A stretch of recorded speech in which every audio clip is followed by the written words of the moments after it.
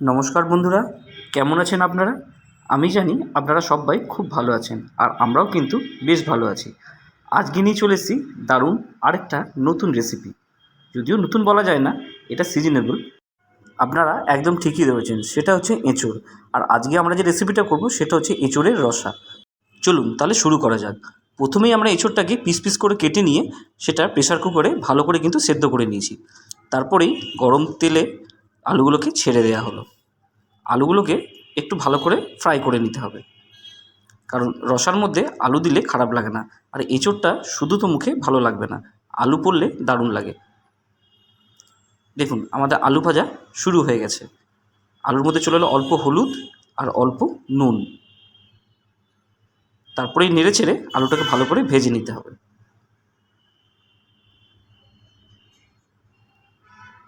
আলু ভাজা চলছে, তারপরেই অল্প করে উপর থেকে ঢাকা দিয়ে দিলাম। তারপরে কিছুক্ষণের মধ্যেই ঢাকাটা সরিয়ে দেখলাম আলু ভাজা হয়ে গেছে আর হালকা করে সেদ্ধও হয়ে এসছে। আলুটা কিন্তু আমাদের ভাজা কমপ্লিট হয়ে গেছে। তারপরে আলুটাকে আমরা উঠিয়ে নিলাম। আর এদিকে আলু ভাজতে ভাজতে আমরা রেডি করে নিয়েছিলাম আদা, রসুন, টমেটো, কাঁচা লঙ্কা, পেঁয়াজ, এগুলো সব একটা পেস্ট তৈরি করব।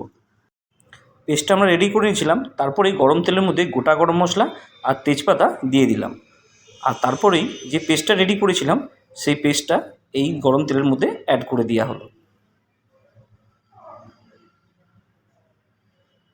এরপরেই শুরু হবে আসল রান্না কিন্তু। পেস্ট চলে আসলো, তারপরেই এটা ভালো করে একটু নাড়াচাড়া করে নিতে হবে যেন মশলাটা ভালো করে ভাজা হয়ে যায়।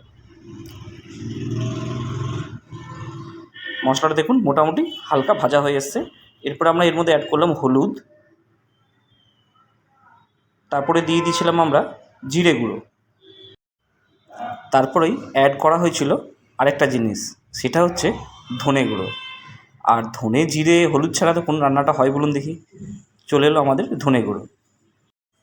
এখনও একটা জিনিস বাকি আছে কিন্তু, সেটা আপনারা নিশ্চয়ই এখন আন্দাজ করেই নিতে পারেন। সেটা হচ্ছে কাশ্মীরি মির্চ। এই দেখুন, দেখলেন?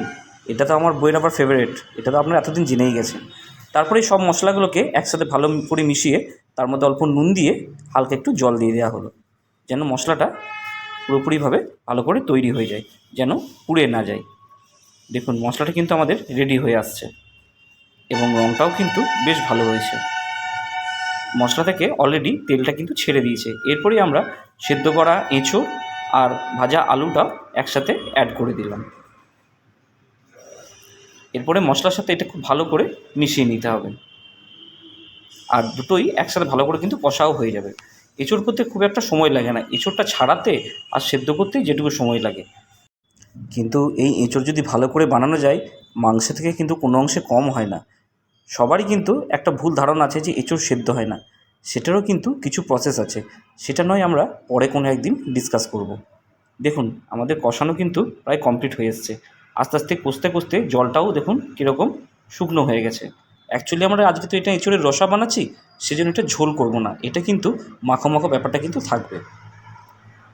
মাখো মাখো হয়ে গেছে। এরপরে অল্প জল দিয়ে আমরা সেটা সেদ্ধ করতে দিয়ে দিয়েছিলাম। দেখুন জলটাও শুকিয়ে এসছে এবং রঙটাও কি সুন্দর হয়েছে না? আর একদম মাখো মাখো ব্যাপারটা কিন্তু কমপ্লিট হয়ে গেছে।